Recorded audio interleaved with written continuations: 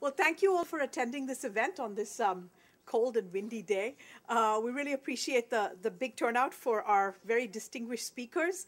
We're delighted to have John Simon here with us today. He's a visiting fellow at the center, has been for a while now, and we've really benefited from having him around and learning from his enormous experience. John is going to talk about a topic dear to his heart today. He works extensively on social investment and its impact on low-income countries. As I'm sure you all know, before joining CGD, John served in Addis as the U.S. representative to the African Union. Prior to that, he was executive vice president of the Overseas Private Investment Corporation, where he spearheaded efforts to catalyze new private equity funds and promote private investment in the developing world. John has a very distinguished career. Prior to that, he was special assistant to the president at the White House and at the National Security Council, where he served as senior director for relief, stabilization, and development. So I'm delighted to have John here today. I would like John to come up now and present the work of this report, which I assume you all have copies of, and if not, there are additional ones outside. More Than Money in Impact Investing for Development. And after John's presentation, we will have comments from Wendy Apt and Randall Kempner, and I will introduce them at that time. So before anything else, I would like to have John come up and talk to us about his new report. Thanks very much, John.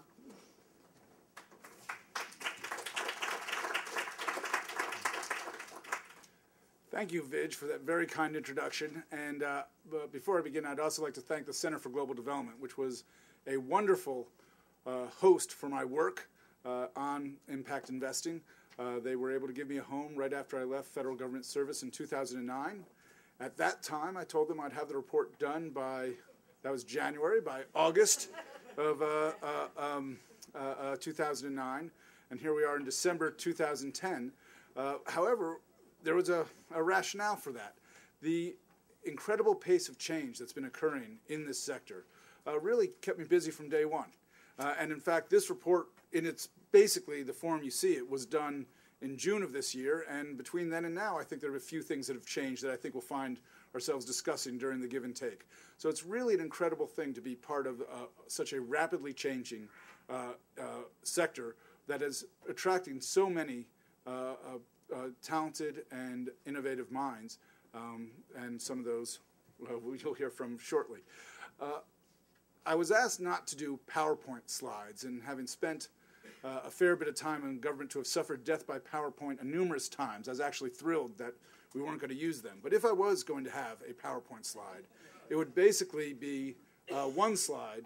It would be a calendar showing the impact investment events that have occurred over the last 3 months. I mean, just to give you a little citation, in September, and this isn't even all of them. I think some of the folks here could name a few that I'll miss.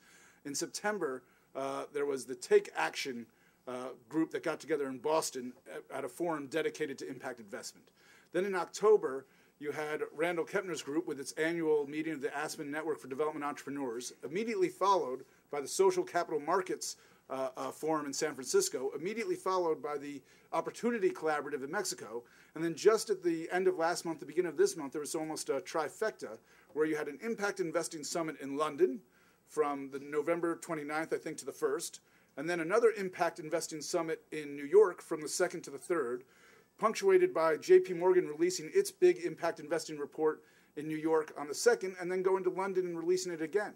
So you had basically in the space of 6 days, 4 different conferences all dedicated to impact investment, which proves that we really know how to talk about this subject. I mean, we talk a lot. The real question, actually a big question that I'm trying to, that myself and Julia Barmeier tried to answer in this report is all this talk about something that's worthwhile? Is this talk about something that's substantive, that'll make a real difference to development? And if so, how do we turn this talk into a lot more action? Because right now, and I don't have a scientific study to prove it, but I think you'll find few people to dispute, the talk to action ratio is a little askew. There's a fair bit of, wish we had, instead of the announcement of, how many conferences did I name? A dozen or 10 different conferences this fall. We had 10 really big, exciting impact investment deals. That would be something that I think we could celebrate. And getting from here to there is something that I think requires a lot of effort, not just on the part of those who are in the impact investment sector themselves, but also those who are facilitating that sector in the public space on the development finance, the aid front, and the regulatory front. So we start the analysis with what does impact investment bring to the issue of development? What does it bring new? And by the way, before I go any further, I just saw Julia snuck in while I was still sitting here. My co-author is sitting over there on the far left corner. Julia, if you can stand up. I should say, anything that is good in this report, you can basically credit Julia. Anything that you have a problem with is probably my fault.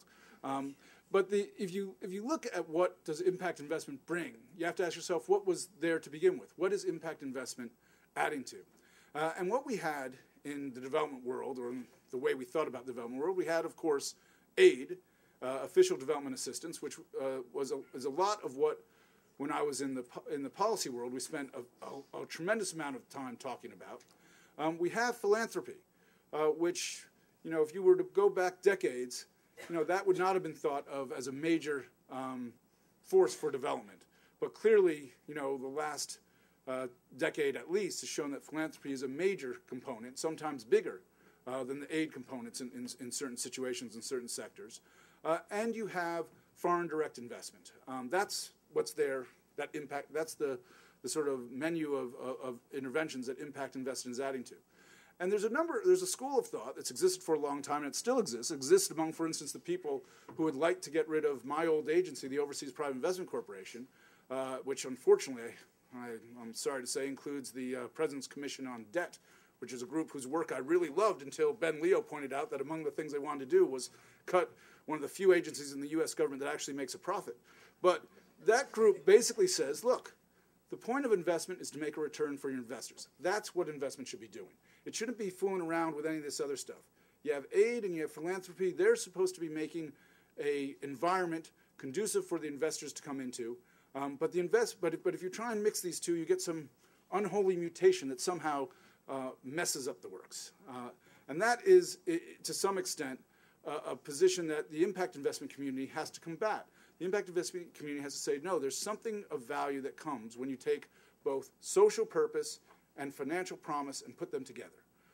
That you get results that are different than what you get purely from a commercial intervention, and in fact, you get results that are, to some extent, more developmental than what you'd get from a commercial intervention.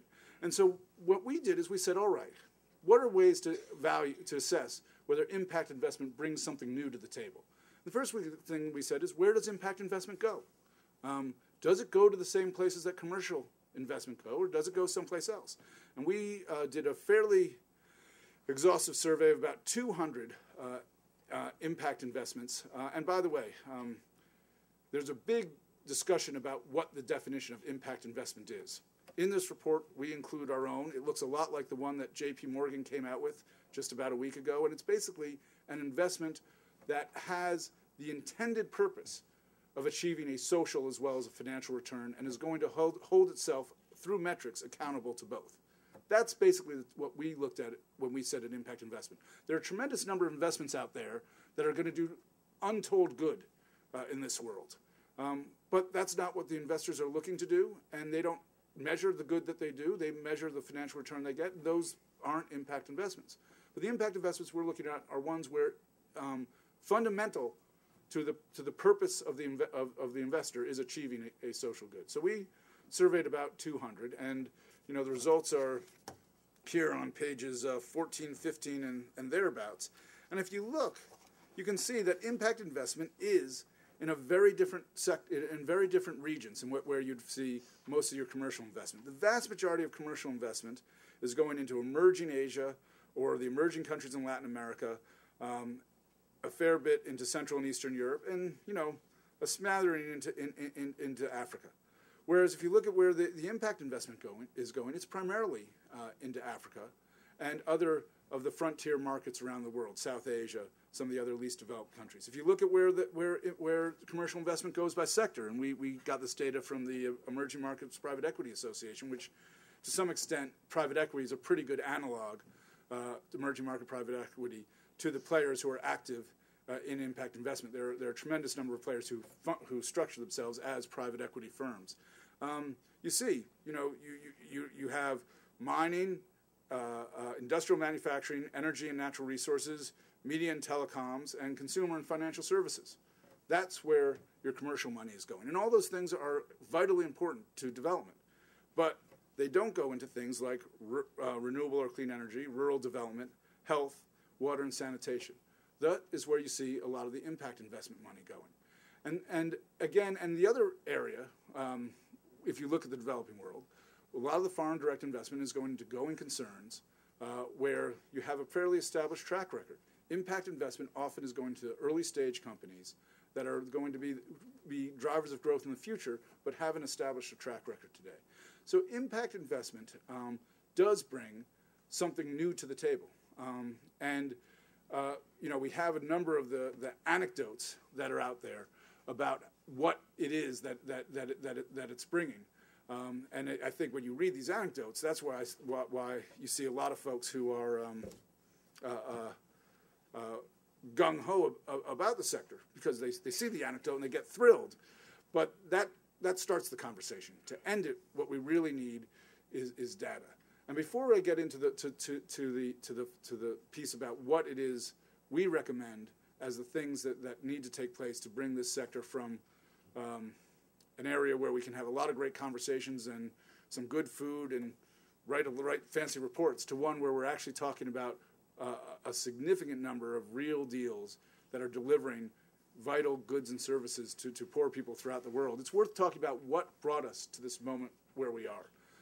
I mentioned before that my old agency, the Overseas Private Investment Corporation, sort of is an agency where folks who believe that the worlds of social development and investment should never mix. It's kind of on the opposite side of the equation.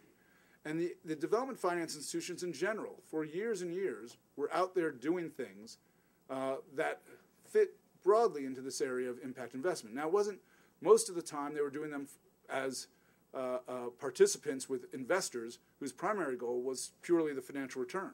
But that wasn't the primary goal of the development finance institutions. Development finance institutions' primary goal was development, plus to do it in a sustainable manner. And as a result, they accomplished quite a bit in the period leading up to when we began to talk about this as an impact investment. There are thousands, tens of thousands of houses in South Africa that were built by programs developed by the development finance institutions, both my old agency, the Overseas Private Investment Corporation, but also the Development Credit Authority from USAID and others.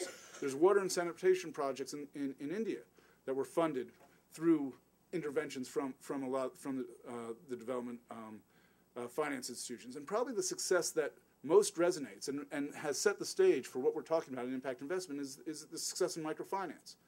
So, at the time of this report that we wrote, the last year of data that we had, $5 billion of private money was flowing into microfinance. That was a function of 15 years of work by aid agencies and then development finance agencies to set the stage for private investors to get comfortable with that as something they could actually put their money in and get a return. And, some of these returns the returns have been there. I mean, that is something that's clear. In fact, they've become somewhat controversial recently, as many of you who follow the microfinance sector or read David Rudman's blogs know. There's in some instances there's a complaint that there's just too much return. In fact, I was talking to one of the investors in Compartamos, the big Mexican microfinance institution, and this was someone who had worked on Wall Street for some years and done pretty well in the early days of the private equity business. Said, I never had a deal that made a return like Compartamos, triple digit. So the returns were there, and the existence of these returns created probably the predicate for the further impact investment. Suddenly there was a sense that you could invest money with the purpose of doing some good, with the purpose of helping a poor entrepreneur start their business and create a livelihood, and that you could also get a return back. And that, along with three other factors, I think set the stage for impact investment. The other factor was, like I said, philanthropy, which had been, not something that you would find people talking about so much in development circles. Certainly 10 years ago. In fact, I can remember going with the USAID administrator to a meeting, a big conference, where we were, at that time, the United States was always beat on the head for having such a low aid to GDP ratio.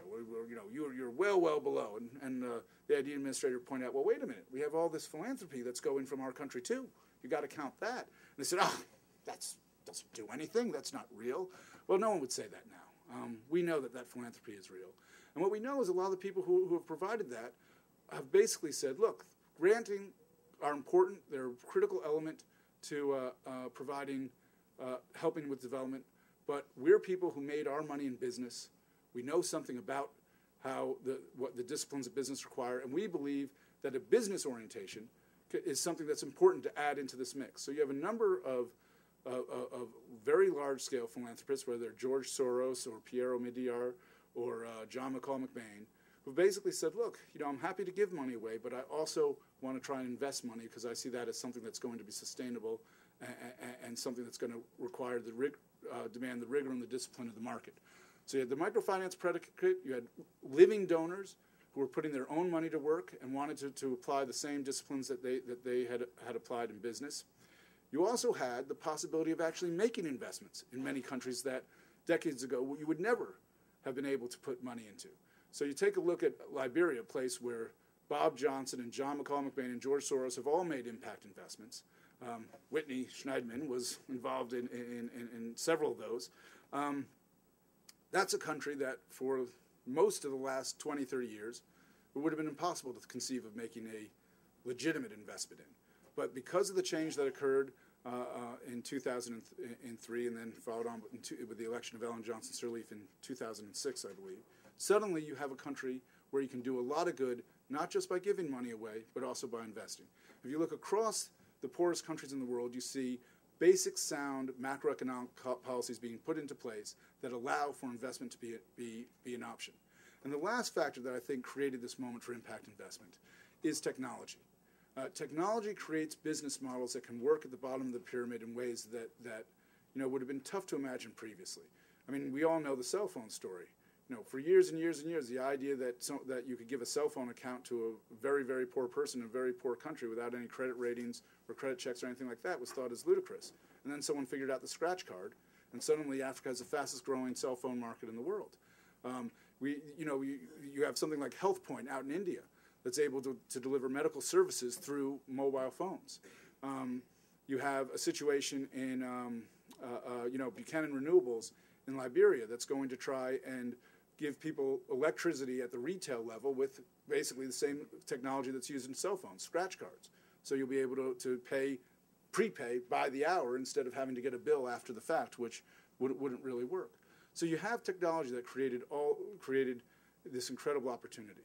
Now the question is, how do we take advantage of it? And as I was saying before, a critical component is transparency. Investors need data. They need to understand what are the bounds of the risks they're taking. Everyone knows that you don't know everything, especially how something's going to turn out when you go into investment. But you need to make sure you know everything you can know. And at this point, there's a lot of data out there that hasn't been harnessed and captured in a way that would be useful to an investor. And that's probably the number one recommendation that we have, is that there needs to be more transparency among the players in the impact investment market so that we can actually get investors on the sidelines to begin to move their capital with a fair bit of confidence. The other thing we need to do is I've used a lot of terms probably in this 20 minutes. Has it been 20 minutes, Vij? Am I over time? No, you're okay. That make a lot of sense to me, and they make a lot of sense to Randall, and they make a lot of sense to the other folks who work in this area. But I wouldn't be surprised there are a lot of folks, even in this room, who say, what is he talking about? We have to develop some clear definitions for the difference between impact investment, socially responsible investment, corporate social responsibility, the difference between an output and an outcome, and be much clearer about the words we use in this sector, the difference between triple bottom line, double bottom line, all these factors. Because, at some point, again, if we're going to seek to attract large-scale investment into this sector, the type of investment that Monitor talks about in terms of $500 billion, we need to make sure everyone, not just our little clique of people who live, breathe, and eat this, understand what we're talking about.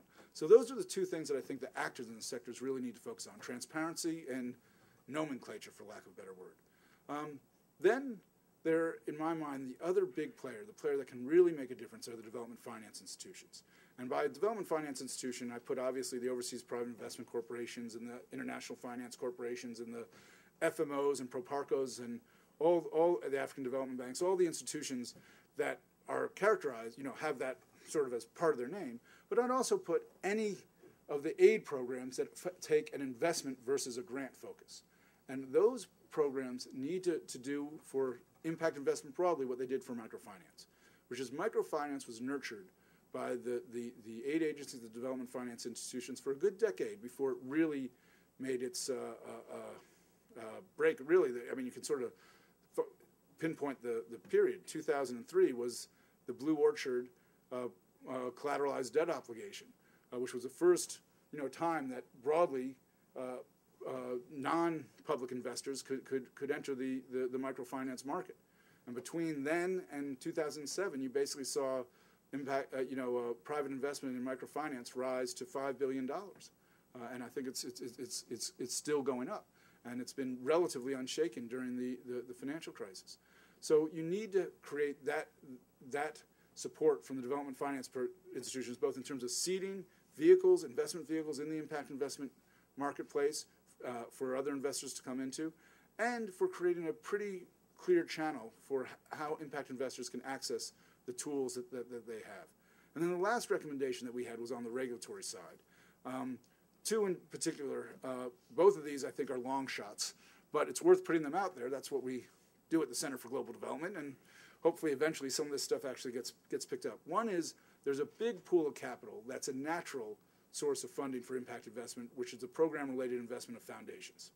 And foundations have, the Council on Foundations has members that have $300 billion in assets that they have under management. I don't know how many of you know how foundations work, but under tax law, and most foundations fit with this, 95% of your money you invest the corpus for to earn money to increase the wealth of the foundation, and 5% you give away. Well, that leaves a big chunk of change off the table for actually achieving the mission of that foundation. And the idea of trying to simplify the program-related investment is to get more of those investments being able to get the same tax treatment as that 5%, instead of a situation where basically foundations find the rules around program-related investment to be so complicated that they just give up and say, we'll just give the money away. We don't want to get it confused with whether this was a program-related investment or one of the investments that was supposed to support the endowment of our institution. And then the last thing is, there are a number of us who are trying to put together the deals which will define this sector. We just went through a period where the regulation of the financial markets were defined as too lax. And there was obviously a negative result. And so we've seen a fairly big tightening of those regulations, and those regulations were pretty tough for folks to begin with who are trying to put together deals that are not going to generate fees in the millions, 2 million, 3 million, or up level. It would be nice if there was some way, and this is something that I see as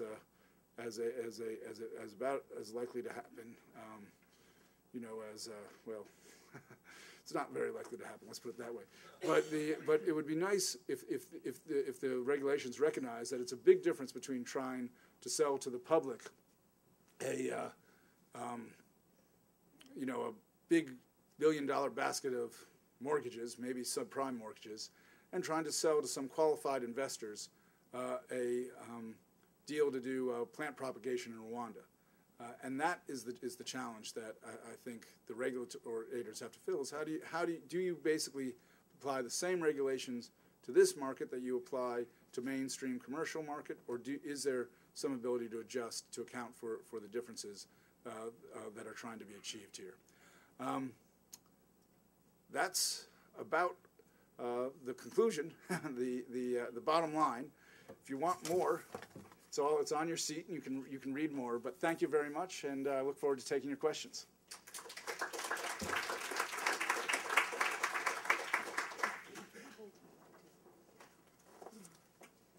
Thanks very much, John. I think you gave us a number of issues to think about, and I'm sure the audience will have lots of questions when we get to that point. Before that, we're going to have comments from two distinguished panelists today who have looked at this report and know John's work and have kindly joined us today to share their views on impact investing. I'd like to introduce first Wendy Apt, who is Deputy Assistant Administrator of the USAID Bureau of Economic Growth, Agriculture, and Trade. Wendy has over 30 years of experience in commercial banking, bank management consulting, and public policy research. She's the founder and president of WPA, where she gained extensive transactional experience in bank privatization and restructuring in sub-Saharan Africa. Wendy has served as an advisor to many African governments. She's written and researched extensively on bank restructuring, on bank privatization, and other issues in Africa and elsewhere. She's the author of the Tanzanian and Ugandan Bank Privatization Experience, and we're delighted to have you here today, Wendy. Thank you for joining us. Our other panelist today is Randall Kempner, equally distinguished. He is the director of the Aspen Network of Development Entrepreneurs, which seeks to dramatically increase the amount of capital and technical assistance going to entrepreneurs in developing countries. Randall has 15 years of experience in the field of national and international business and economic development. Prior to his current position, he served as Vice President for Regional Innovation at the Council on Competitiveness, which is a nonpartisan think tank based here in DC. Randall was also the co-founder of OTF, played a lead role in its spin-out from the Monitor Group, which is an international consultancy. Randall has led projects all over the world, including in Colombia, El Salvador, and Peru, and has worked on a wide variety of issues related to business development. So we're delighted to have you both here today. I'd like to invite Wendy to open with comments and then Randall to follow, please. Thank you very much. I thought your paper, along with the J.P. Morgan paper, really creates a kind of moment here for us to look at this industry or look at this asset class or look at this investment style. So it was kind of late in the evening, and I was looking at J.P. Morgan's report and trying to come up with some. I saw how they came up with their estimates of size of the market, and I said, well, I can do that. I can do those extrapolations. So I just headed out and took their numbers as a basis for it, because I was trying to see actually how big it was, what they were talking about in terms of if I just took Africa alone. And I won't tell you the details of the what I did, but if you think about it, they were saying that basically over the next 10 years, there's going to be about $235 billion that is going to be invested proportionately in Africa in impact investing. So that's about 23, 24 billion a year. So we can compare that to the 16 billion that there is of FDI and the 22 billion of ODA. So we're basically talking about something like a 13-14% increase per year in the amount of capital that could be invested. I'm sorry, I forgot the last number, the 140 billion of domestic investment, right? So those are the factors that we've got going on. So this is a substantial increase that people are expecting to happen. I wanted to just make four quick points. One, on the definition. Being constitutionally uncomfortable with the concept of social impact investing, I found myself oddly comfortable with John's definition.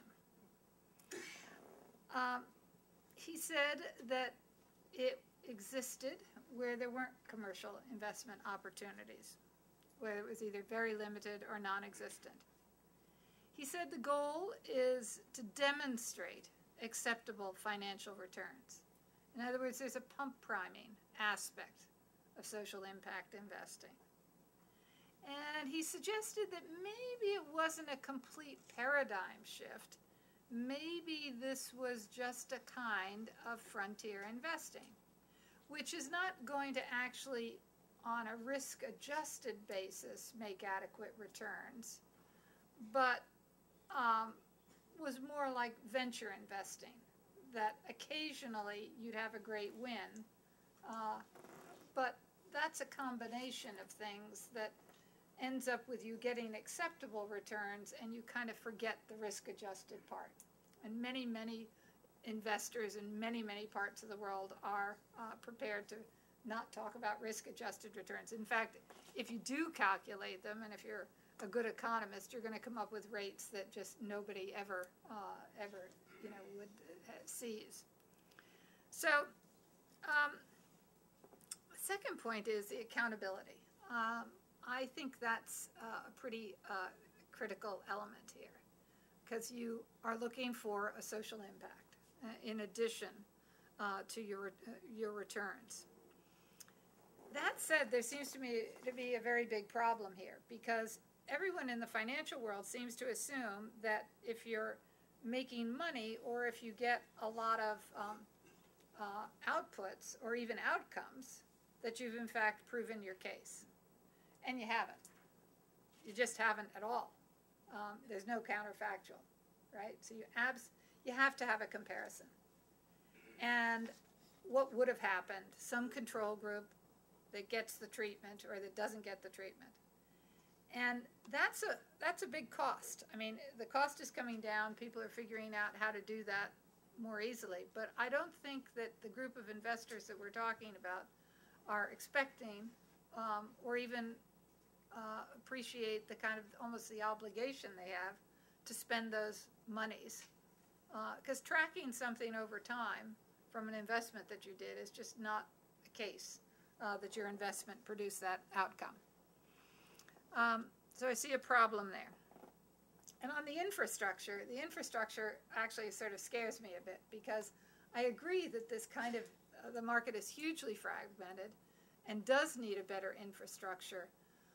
But I can't imagine that the infrastructure is going to be erected in sort of the usual ways. We're actually going to have to come up with something that's really quite different. It's going to be some sort of computer cloud software. It's going to be, it's not going to be built country by country with, it's going to have a very different character. I don't think that this industry can actually afford, or would it be, I think it would be sort of a distraction to actually try to invest too much in creating a special infrastructure. Those incremental dollars are probably better spent on evaluations, on rigorous evaluations, than trying to create a different infrastructure. Then we come to the question of returns. In my former pre-USAID life, I really didn't have much patience for discussions about whether there was some level of return sacrifice is necessary for impact investing. Because it always seemed to me, operating in these markets, that there was the risk of complete loss was so real that the idea that there should be some discount just seemed to me like angels dancing on the head of a pin. It just didn't seem a very serious discussion. But reading John's report, I saw a logic that I could grab onto, and I think the key is scale. If you are an impact investor, by definition, you're ambitious.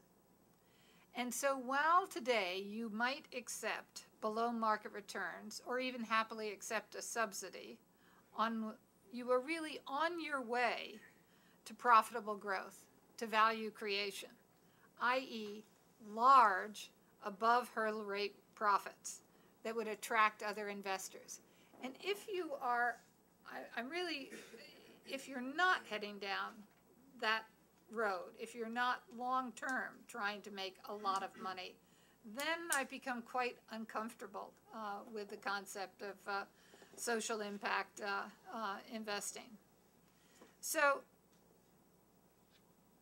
you're supposed to be in a developmentally critical business, be it agriculture, health, housing, infrastructure, And I would advise us to be very explicit about what we're trying to do. Don't make an investment without a hypothesis. Don't make an investment without a path to scale being explicit. If it is, don't worry about the near-term subsidy or the low returns. But anything other than that strikes me as a bit odd. Large amounts of foreign capital accepting low returns, competing with local investors who require higher returns, funding businesses that maybe shouldn't be funded. Frankly, I feel like I'm not smart enough to figure out all the ways in which that might distort markets. I don't think is actually correctly engaging with the very serious problem that we have on our hands, which is how to create huge, growing, profitable businesses. Timing is my last point. There is an enormous amount of enthusiasm for investing in emerging markets. Not just us. This is the moment, right? We're sitting here talking about social impact investing. The rest of the world is, taking things out of their Vanguard accounts and moving them into international emerging markets because the world generally recognizes that that's where the growth is going to be. And even though we've been through, I don't know how many cycles, I hate to tell you how many cycles in my lifetime already, we've seen the volatility of emerging markets crash and fall. But still, there's a lot of ordinary money going into these markets. So, and we should understand that we're talking about social impact investing in the context of where many, many, many, many enterprises are launched for profitable growth. And for all our talk about broad-based economic growth, you all probably already know that almost any measure of economic growth is highly correlated with broad-based economic growth. So we don't want to become a sort of insulated sort of boutique where the rest of the world who's out there doing the sort of more ordinary business of getting capital out into businesses regards us as not mainline, not mainstream, because I think our intention is to be very much mainstream. I would just add that I think one should always be concerned when what we're talking about is so entirely fashionable.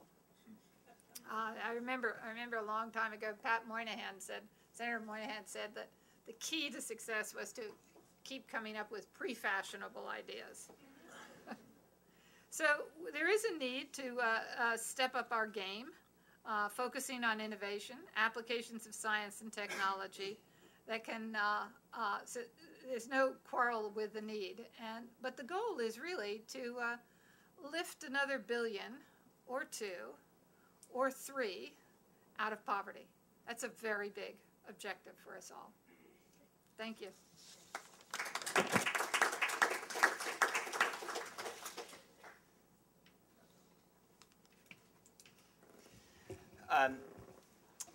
So first, let me just applaud the Center for Global Development for commissioning and thank John and Julia for writing the report. It is great to see such interest in this space. I'm not surprised, but I'm pleased to see so many people here in D.C. But what Andy, my organization, really cares about is making sure that we see this kind of interest in Delhi, in Dar es Salaam, and all the other D cities that we can think of in emerging markets. I am thrilled, and I want to thank you too, because I get to now claim that I'm doing something which is fashionable, which never really gets said in my context.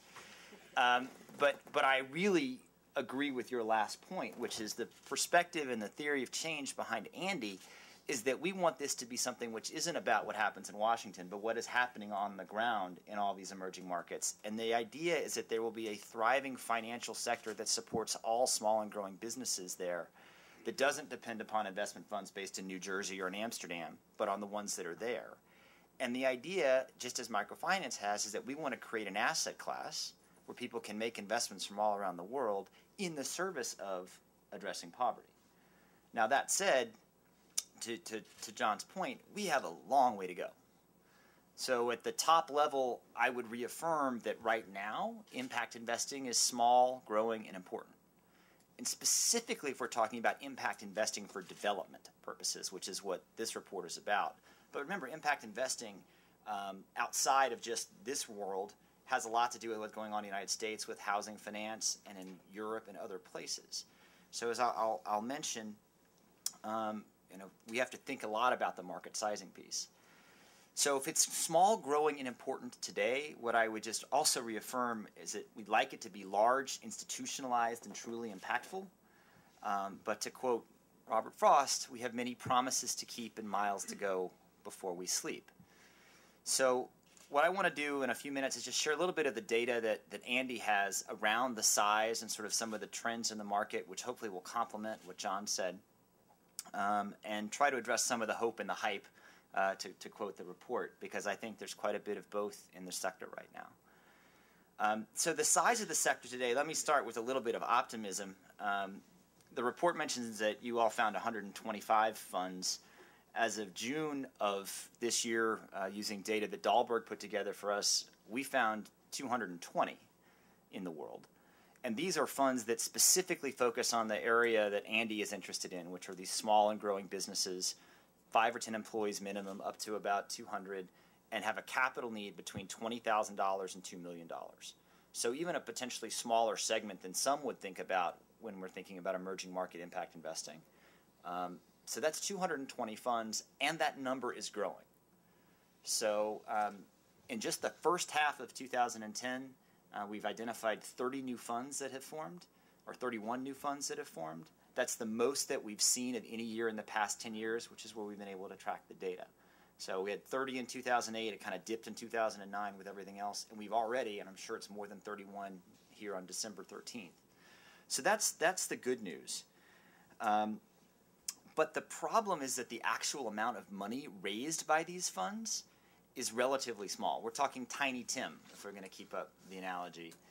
I know this to be a fact, but what I don't know is the exact amount of money that they've raised. One of the key issues in the report that we have to face is that it is very hard to get data in this space. People are still holding on to the information, as is the case in most private equity scenarios, about how much money they've actually raised.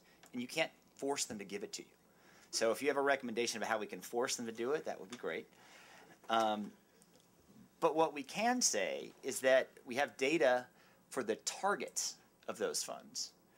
And what we see is that right now, in the past 10 years, we've seen that the combined targeted total of fundraising for impact investing funds, of these 220, is $10.5 billion. Okay, well, that's tiny relative to, say, emerging market private equity over those 10 years, which has targeted at least $230 billion. And it's also tiny compared to the amount of loans that microfinance institutions give out every year. So, and that number, again, is admittedly overstated. So it's not $10.5 billion that's actually been raised. So when we start thinking about some of these figures that are out there, you know, the $120 billion that could be in Africa, or the $500 billion that Monitor talks about, that in my wildest dreams, will there be $500 billion in impact investing focused on emerging markets? Because remember, most of these reports actually include the entire global market. So that $500 billion that Monitor talks about and the $120 billion that Money for Good talks about also include the U.S. market. So we are really small today, but we are really growing, and it is really important. But let's not get ahead of ourselves here. So, you know, in addition to the market size, I certainly agree with the general findings about the fragmentation of the marketplace, the diversity of return expectations, and critically, the need to develop market infrastructure, things like common metrics, rating agencies, intermediary organizations, marketplaces, and exchanges. All of this does need to happen, and it may indeed happen in new and different ways. And I come back. We have miles to go before we sleep on this one, but the good news is that no one is sleeping in this space right now. I assure you, I wish people were, because then I would actually just work 6 or 7 hour days and I wouldn't spend my life in airports. You are all testament to the fact that there is a lot of activity that's going on in this space, trying to address many of the infrastructural issues that are outlined in this report and others. So some specifics on that, the standardizing the language, man, do I agree. I get confused. So I think I knew most of the things you said, John, but probably not all of them. The good news is that at least Andy and the Global Impact Investing Network have agreed on impact investing as the right term. We're promoting it. We're pushing it. I would love to get ideas from you about how you get thousands of organizations and individuals to choose to use a single term. That's been done, right? They sort of, I'm not sure what other terms were for microfinance, but I bet there were some. But, we're doing our best. We're not exactly sure how to make that happen yet, but we're really trying to. I think we will come out with kind of, our at least set of definitions for various things, and maybe we'll have enough heft at some point to actually kind of enforce or compel people to use them. A related point is the transparency piece. I'm actually a little bit more optimistic, I think, than you are, John, about the ability to drive commonality in the metrics that are being utilized in this space. Many of you are aware of the IRIS initiative, Impact Reporting Investment Standards. I'll give you an update, John. You actually, in the report, you said there are only 170, and I say only 170 metrics. There are actually over 400 metrics now that they have identified that could be used. But this is the key point that people need to understand. It is not suggesting that everyone needs to measure 400. It is saying that if you are going to measure anything, it would be good if you actually used a common definition. So the point of IRIS is to create a common dictionary of impact measures so that when these various organizations in various sectors choose to utilize them, they use the same definition. So it might be 600 or 700 metrics by the time they're done. But the key thing is, can we get standardization first at that level? And then it's up to groups like mine, like Andy, to say to my 102 members, if you're going to measure impact, you should use those definitions. And oh, by the way, we're going to ask each and every one of you to measure the same 6. And those are the core metrics that we use. And then for each sector, they're going to obviously have their own metrics. It can't be perfectly standardized, but we really can go far, I think, in creating a set of common definitions that everyone uses, which becomes the basis of the comparison that needs to take place if we're ultimately to create an asset class that looks anything like a traditional investment opportunity. And critically, look, that's the social and environmental side. We've got to get the financial stuff, right? I mean, that, to your point, this is ultimately in part a financial play.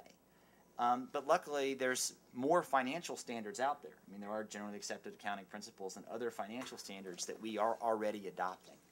So I do think that in that regard, we're going to see progress, and I'm excited by what we've been able to do already.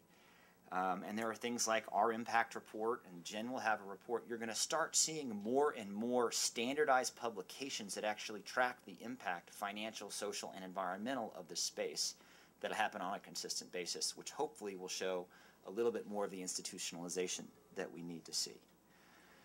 Yeah, okay. So I'll just stop there. I have a variety of other challenges that are there, but I again, just in sum, would say I'm excited the report's out there and appreciate the opportunity to be with you and help try to drive a little bit of hope and a little less hype. Well, thank you all. Thank you to our discussants. Thanks to John again. I think we raised a variety of issues here today about definition, about the future path, about the scope for impact investing. I noticed that all of you mentioned microfinance as an example of an area that sort of took off after a couple of catalytic actions. I think what's interesting in that context is the crisis in microfinance now, particularly arising from events in India where powerful players clashed over the use of microfinance versus other types of financing. And I think one question I have for you as you move forward is, how to avoid the pitfalls of microfinance type crises as impact investing grows. And I think we're all optimistic in this room that it will grow. So that's something that I would like each of you to think about as we proceed for the rest of this event. But I think rather than answer that right now, I'd like to open it up to other questions as well. And take some questions from the audience, given that we are running a little bit late, and perhaps we can come back to some of these issues as our panelists take questions from you all. So I will start with. Did you go, please? Please, actually. There's a speaker here, so we'll just Oh, okay. get a little feedback. Yeah. How's that? Thank you. Hi, I'm Shari Berenbach from USAID. One of the things that I thought you did very well in the report, John, was sort of stay clear of the terminology of impact investing as a new asset class. Yet somehow that language seems to sort of dance around.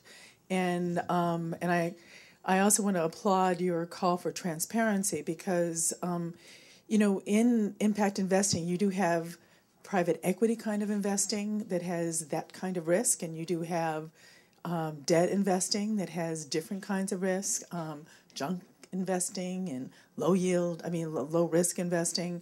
And I'm just wondering if the panelists might talk a bit about why people seem to keep wanting to call it an asset class, and really what is it, if it's not an asset class, what might be a set of language we can be using? Because frankly, I think we want all kinds of asset classes to come into the impact investing sphere.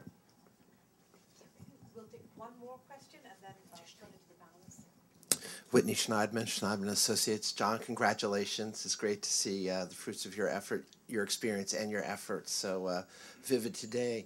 Just 3 quick points. On the question of terminology, picking up on a point that I think Wendy made very powerfully, I was struck by your definition, social purpose and financial promise. As I was thinking about it, it seems to me it's more about financial purpose and social promise that is really going to get the investors and get up to that next level. In terms of transparency, I thought, on page 32, your appendix is a great place to start for volume 2 here. All these investments here, to break out what their return on investment has been and what their social impact has been, I think would be a great way to really move the needle to show that both are very much evident. And my final comment, an issue that we worked on in Liberia, the SME sector seemed to be sort of missing in the dialogue. Great deal of focus on microfinance, but I think that's really where, in my mind, the future lies, is helping these middle companies in the developing world really become job creators, technology generators, product and revenue producers as well. Thank you. So over to the 3 of you, and everyone feel free to jump in. First and foremost, I want to take on Shari's question about my adeptness at steering clear of the asset class debate, when in fact, actually, that full credit goes to Center for Global Development and the review team that came in, because the original draft actually talked about impact investing as an asset class. And we had a fairly robust debate in our review session where there was a group that said, this is an asset class, and for a bunch of reasons which I'll mention in a moment, and another group that said, well, wait a minute. When I think of an asset class, here I am in the financial sector, and I think about, cash, and I think about short-term fixed income and long-term fixed income and listeds and private equity, and, none of this doesn't fit into any of those clear categories, so clearly it's not.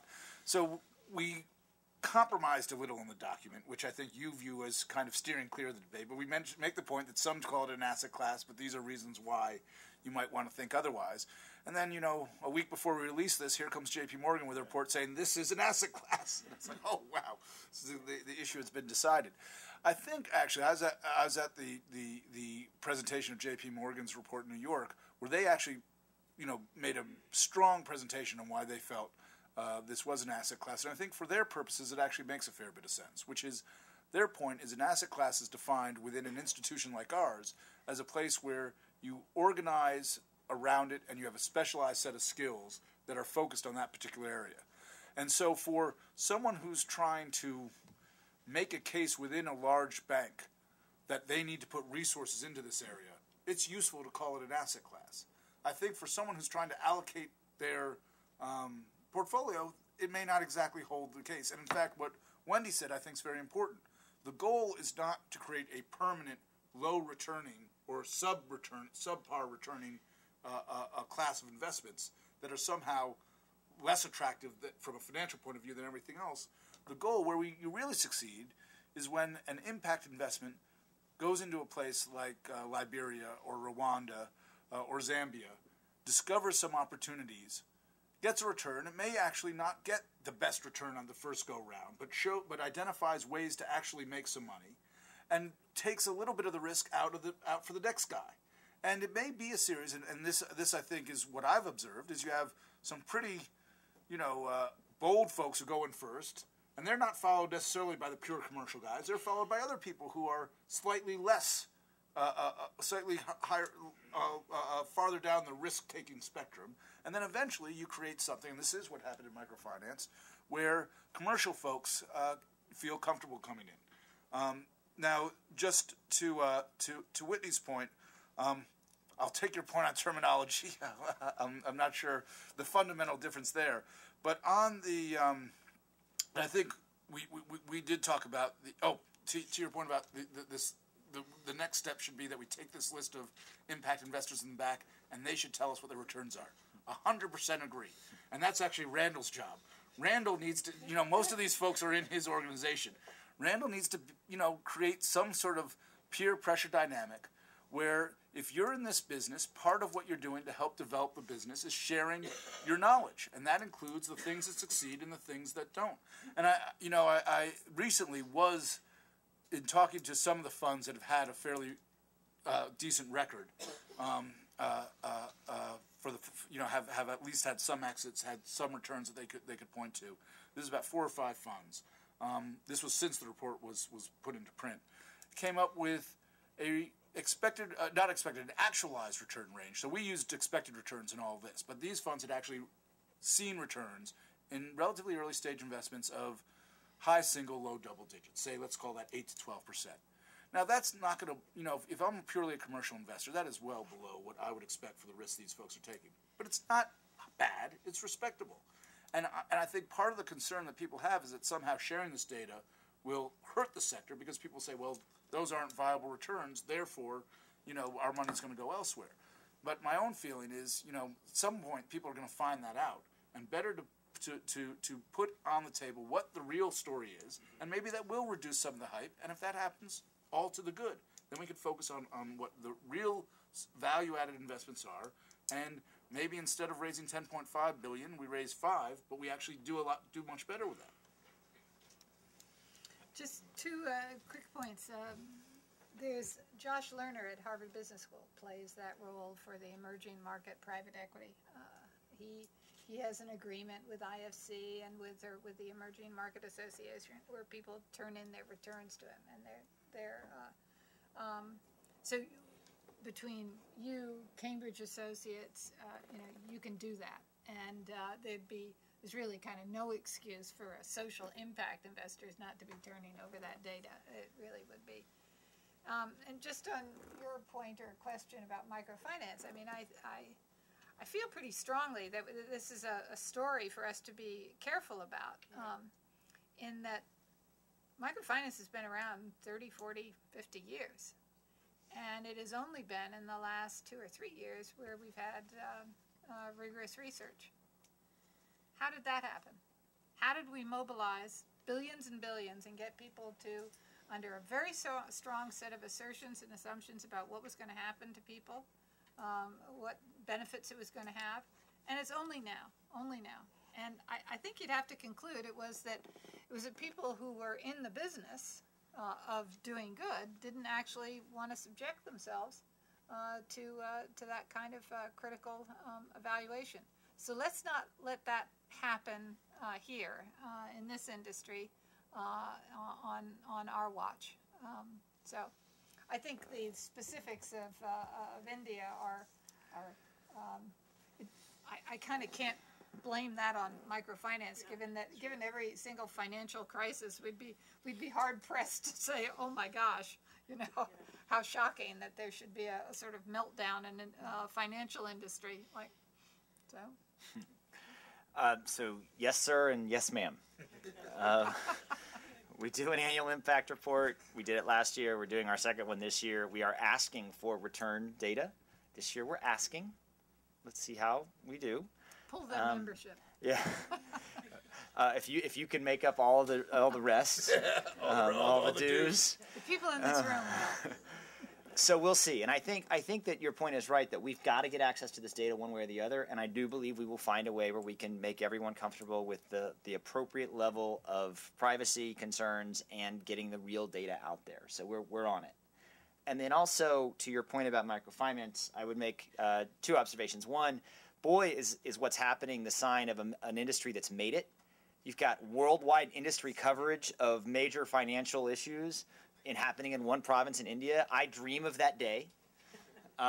Maybe not exactly the way it's happening now, but that's why that we're launching a research agenda, as are many others. There's the IPA up that's kind of around Yale that's doing work on SME related impact, and we want to still answer this core question, fundamental question of does supporting small and growing businesses in emerging markets lead to better prosperity for poor people?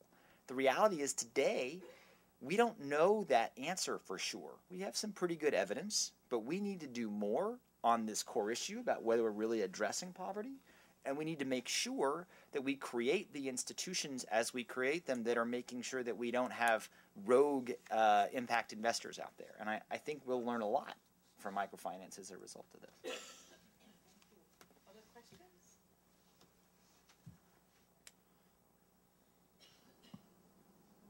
Right there. Yeah, go ahead. To what extent do you think, and this is for everyone, that private-public partnerships play in actually impact investing, if any? To some extent, I didn't spend a lot of time on that in the report, and it's probably one of my big regrets because I sort of lumped the development finance institutions into a big bucket, and that was where my focus was on where the public-private partnership can exist. And I do believe that when a development finance institution, which is a public entity, helps finance an activity, that is in a sense a public-private partnership. But again, since writing the report, I've actually seen firsthand some pretty exciting public-private partnerships where you not only have the development finance institutions that help on the finance side, but you have the aid agencies that help on the risk side. And I think that's a nice combination to really help.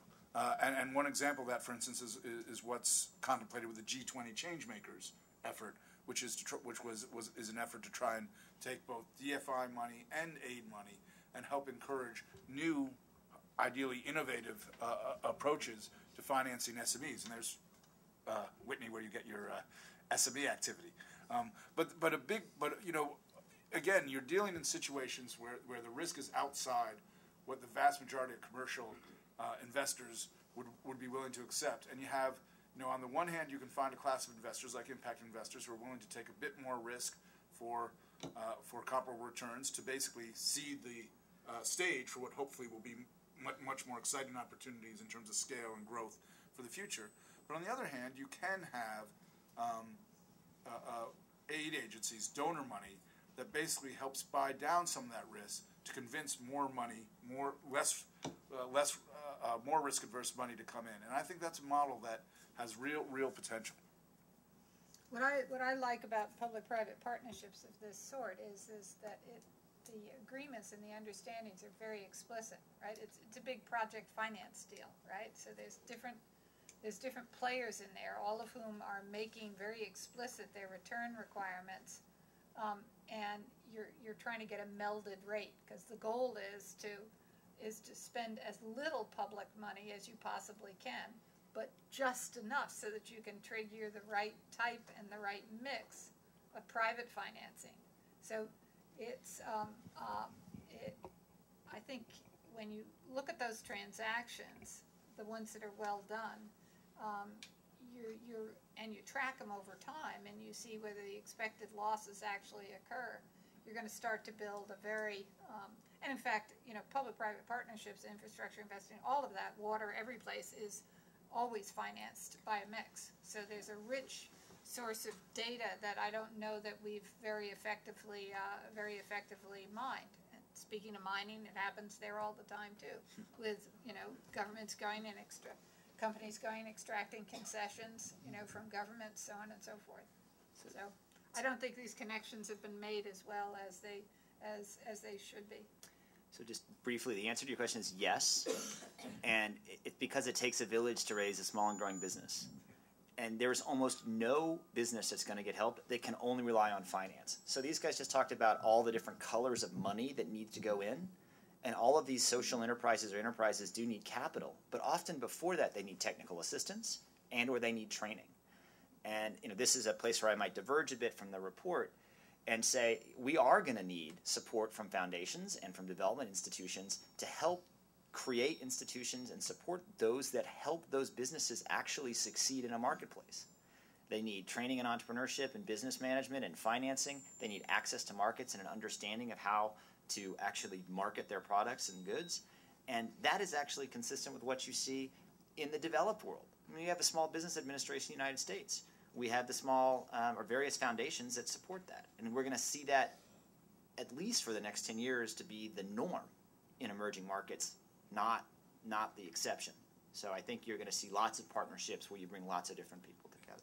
And Randall, I hope the report didn't suggest that those things shouldn't be part of this. I think, like I said, I think we need to emphasize them a little bit more. But there is another point that I think is different about the developing world, about the developed world, which is both a challenge and an opportunity. In the developed world, I think we've been very good about finding ways to put these things together in reasonable packages. So a small business knows where to go to get the type of help that you're talking about, and there are obviously some public sources and a few private sources. In the developing world, this stuff is, is scattered hither and yon, and trying to connect those dots is extraordinarily difficult for a small entrepreneur, let alone some other folks. In fact, in some ways, what we do at Total Impact Advisors is try and help businesses connect those dots and say, here's some grant money over here, and here's some DFI money over there, and here's an angel investor who's willing to sort of play the impact investor role, and if we stitch all this together, we can make it work.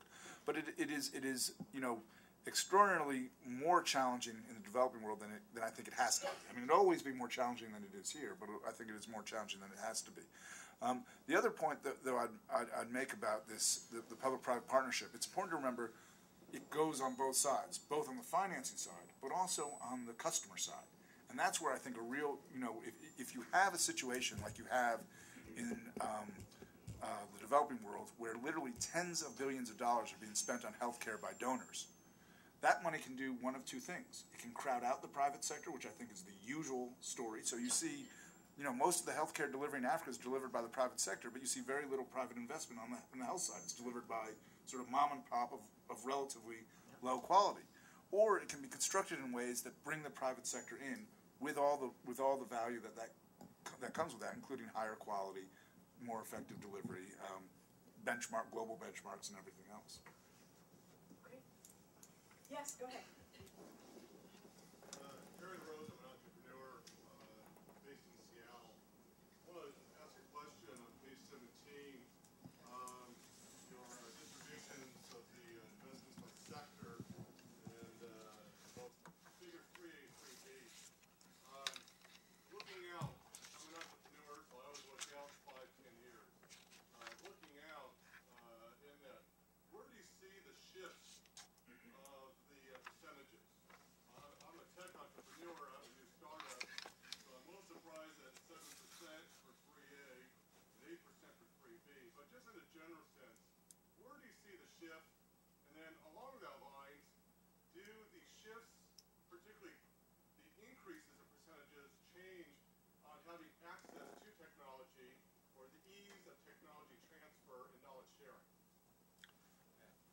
I mean, I don't want to claim that I have some crystal ball that can sort of divine where these shifts will be, but I'll tell you what surprised me.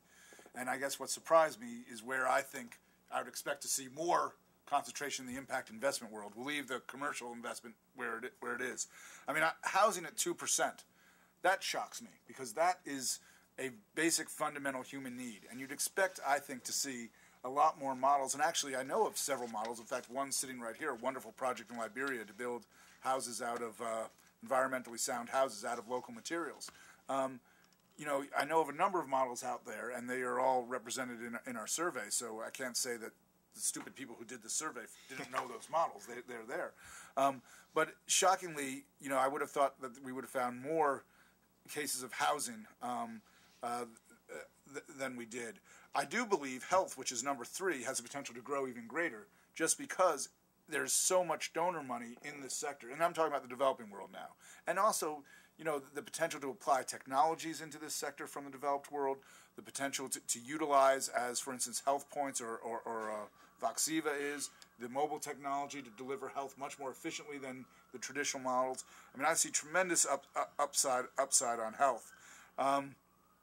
Those would be, if I were sort of looking for where I see the next big thing in impact investing, I think I'd see more on that, perhaps less on the renewable energy, which obviously has been the recipient of a tremendous amount of the emerging market impact investment to date. Before we take any more questions, I just wanted to highlight Michael Ingram is here. He is the research manager for IPA, which Randall mentioned.